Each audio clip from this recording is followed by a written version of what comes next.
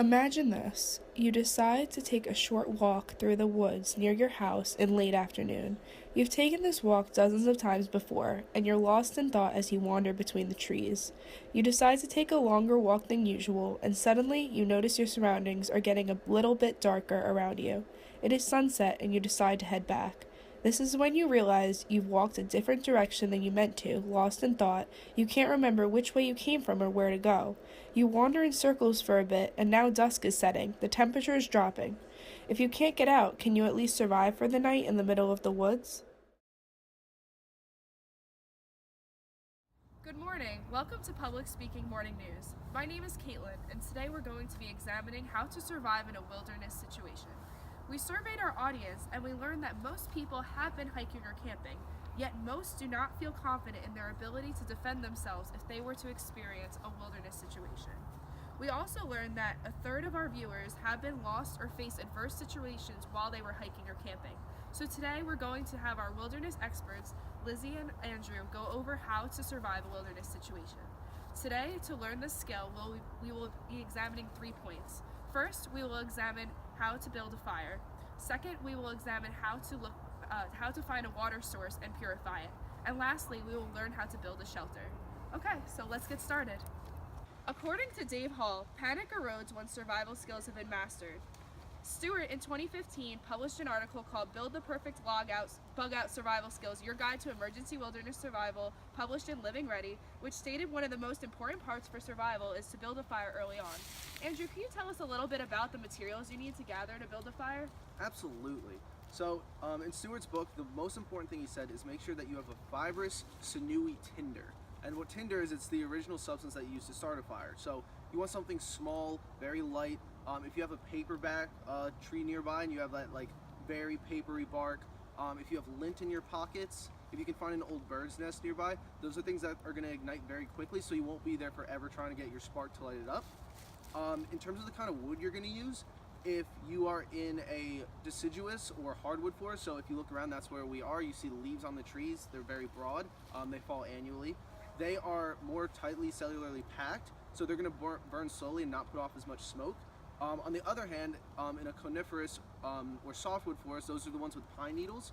They're a lot more smoky, but they burn a lot quicker because they're a little more spread out on a cellular level. Wow, that's great. So it seems pretty easy to gather the materials to start a fire like we have here. We have some branches, leaves. We can use those as tinder. So how would we go about starting the fire, especially if you don't have a material like a lighter or something to create a spark? So one thing that I learned, Handy Dandy picked it up, is right here. This isn't going to create a spark because this is not purely aluminum, but something that some people might have, if they have flashlights, if they have lanterns, they're going to have batteries in them. So what you can do is create an hourglass shape with an aluminum gum wrapper, and what you're going to do is you're going to put one end on the negative side and wrap the other one around and put it on the positive side, and when you do this, it would create a spark. So you do this a couple times and hopefully your tinder will catch, and there you go, you have a fire with no lighter, no matches, and just your battery and paper. According to Stewart, you should use this sparingly because you only have a brief moment to light the tinder with the spark because it'll go out quickly. So there's a brief window for opportunity. Now, thinking about where we should be setting up the fire, what are some tips you have for the location that it should be started? All right, so keeping in mind that you really have to protect that spark and your like baby fire before it gets a little bit bigger, you don't want to put it anywhere where the flame can go out early. So, for example, if you're in a snowy area or somewhere that's got a lot of moisture in the air, you don't want to go right underneath a tree because there's a lot of wetness. There's like snow or like a lot of water maybe in the leaves. If you start your fire underneath that, odds are some of that water is going to drip down and put out your fire very soon. Another thing you want to be sure is that it's not exposed to wind. So if you're setting up a fire, you want to go maybe next to the hillside so that it's not right in the way of the breeze. Or you can make a little lean-to to also kind of give your fire a little shelter. That's great. Hall and Ulrich published in the Cornell University Press in 2015 an article titled Winter in the Wilderness, A Field Guide to Primitive Survival Skills, which also stated that you should be careful when setting a fire near trees because you can actually create an underground fire by setting the roots ablaze. So that's something else that you should take note of. Do you have any other pro tips for avoiding that type of situation when you're starting a fire? Yeah, so definitely one thing is you want to understand why you're building your fire. It's got more uses than just keeping warm. Obviously, you know, you could be exposed to the elements. There's hypothermia, that's always like a big one to worry about that doesn't jump to everyone's mind right away. one thing you also want to keep in mind is that the smoke from your fire might be a signal to a rescue team that's coming through. So you want to make sure that the smoke can travel up through the trees maybe. If you're outside, don't necessarily build a fire inside of a cave because no one will be able to see the smoke and a search team can't come and help you. Also, some of the more obvious stuff, maybe boiling and cooking food, because you don't want to risk getting a foodborne or waterborne disease, because that's going to make your chances for survival plummet. Wow, those are some great tips. Thank you so much. Would you say that finding water is a priority when you're lost in the wild? Because according to Great Bold's dehydration segment in McGill's medical guide published in 2017, I understand that dehydration can be one of the biggest threats to you when you're lost in the wild without any water. That actually is true because human body weight is made up of about 60% water. Wow. We sweat to release the heat that we build up inside our bodies, and symptoms of severe dehydration, which is a medical emergency, include extreme thirst, fussiness or listlessness in children, irritability and confusion in adults, low blood pressure, rapid heartbeat, rapid breathing, fever and delirium, or even unconsciousness, according to Great Bold. Wow, I see. That is a remarkable problem to keep in mind. I would absolutely carry a huge amount of water with me next time I go hiking or camping. But now let's say I want to impress Great Bold further. How do I find water in an area where there are no water fountains, no refrigeration, and no water faucets to keep me hydrated? Is there any way I can get hydrated without drinking my own bodily fluids and causing vomit and nausea within myself?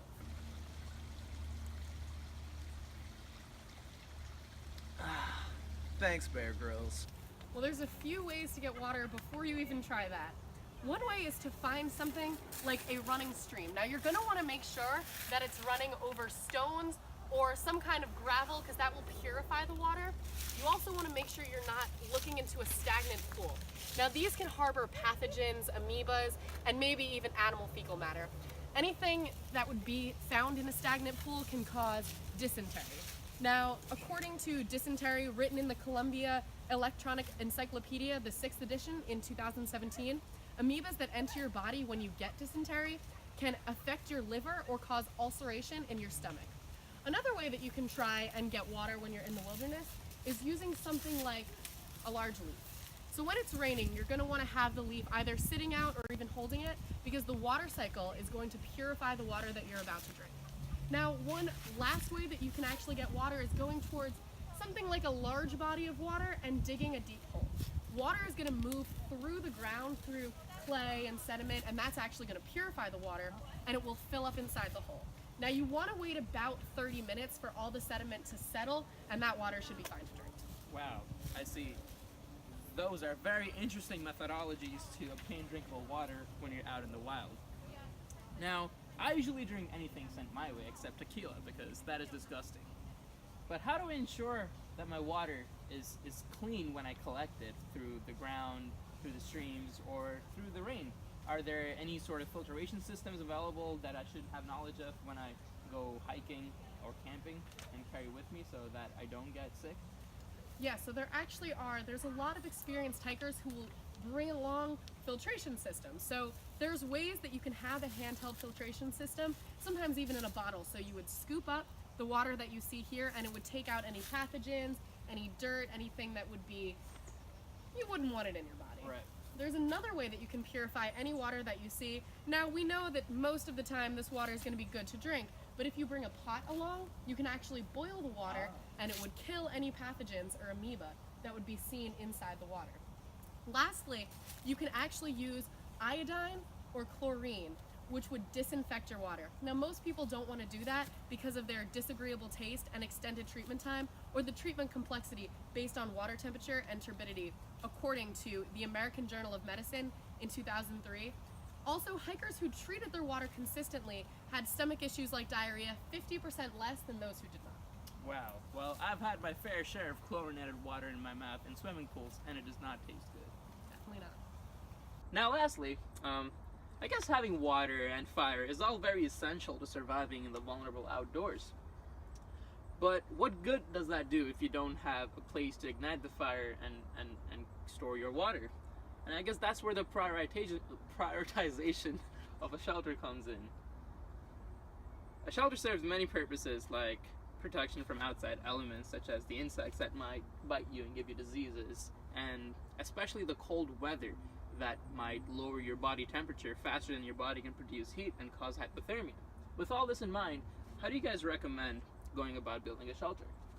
So I think the most important part about building a shelter is deciding where you want to build it. So there's 3 key ideas that you want to keep in mind when you're going to build a shelter, and that's dry, high, and safe.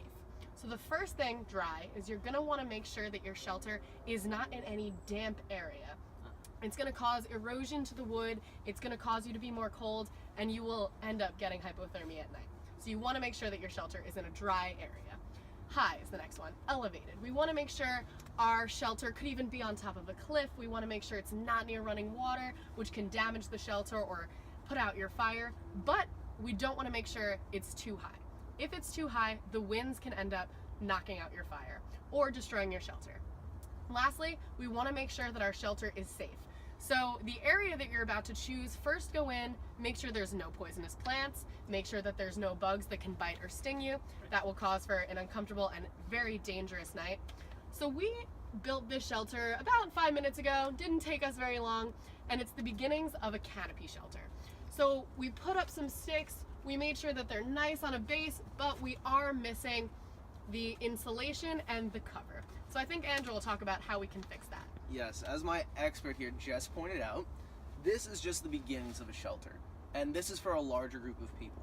So when you're building a shelter for yourself, say it's just you lost in the wild, you want it to be snug, about the size of your body, just so you can comfortably get in there, but you're not wasting any space and you're not spending too many calories. You also want to be protected from the elements, your snow, your wind, your rain. You don't want to be exposed to that because that's what's going to cause your body to really feel it overnight and get that hypothermia. What you want to do is provide some sort of insulation, something so you're not spending so many calories. Could you expand on not spending so many calories a bit more? Because this is a very big shelter you have here with lots of wood and sticks, and I really don't think it took you 5 minutes to make this. But let's say a person like me who does not have superhuman capabilities is outside and lost in the woods, and I do not have as many resources at hand as you guys do. What kind of materials would I use, and how would I go about making a shelter that is perfect for me without killing myself? That is a fantastic question, because as you can see, there are a lot of holes here, and what you want to do is keep your body heat in and the elements out. So what you could do, as stated in Raymond Mears' 1993, The Outdoor Survival Handbook, a guide to the resources and materials available in the wild and how to use them for food, shelter, warmth, and navigation, published in St. Martin's Griffin, is you can find stuff to insulate. So what that means is you're basically going to block up these holes so none of that body heat can escape and you're not burning unnecessary calories. It can be anything from leaves, moss, bark, these nice pine needles on the floor that are going to keep you warm at night, and it's going to keep the heat in and the cold out. And that's what's going to keep you alive when it gets, to even sub-zero temperatures sometimes, and you don't have maybe a sleeping bag or a tent to keep you safe. Wow, great. Really awesome information, guys. Thank you so much. I really think that I'll be able to survive in the wild with all this amazing information. Wow, I feel like I learned so much today about how to survive in a wilderness situation. I feel so much better prepared about my skills now. Thank you so much, Andrew, our natural survivalist, who taught us so much about these important skills. Yeah, like Caitlin said, amazing information, and I definitely feel prepared to face the wilderness, and I'm sure so do our viewers. Awesome, that's great. I'm glad you guys had fun out here today. And I know we covered a lot of different topics. We were out here for a couple hours, just working it out. What were some of the specifics from all the different subjects that we covered that really stuck with you? I think for me it was definitely how to start a fire without having a lighter on you, because that's something I never learned how to do, and I never even thought you could take the batteries from your flashlight, and if you have a gum wrapper, which most people probably have something like that on them, you could create a tiny little spark which could then be used to light a tinder on fire, and then you'll have something that could warm you for the entire night. So I found that the most interesting about the fire aspect of survival, for sure. Awesome. How about you? Yeah, and for me it was a lot of the water collecting and water filtration and all that stuff, because we all take water for granted because it's so easily available to us every time we go anywhere. But when you're stuck outside in an environment like this, you really need to know where you can find water, what kind of water is safe, and how you can make your water safer to drink. And also a lot of the shelter stuff, because of course you need to be inside so that you're protected from the elements that are outside and that can cause you harm. And so to know what kind of shelters to build, what kind of things you can use to insulate the shelter and keep the heat inside was very, very useful. Awesome. Glad you got a lot out of it. Yeah, like Andrew said before, we went over so much today, but for our viewers, just to wrap up, the 3 main points of survival in the wilderness, the key skills you need are to be able to build a fire, to be able to locate water and purify it properly, and to be able to know how to build a basic shelter. Thank you so much. And remember, you never know when you could be out here in the wild. But if you ever get stuck, all you have to do is improvise, adapt, and overcome.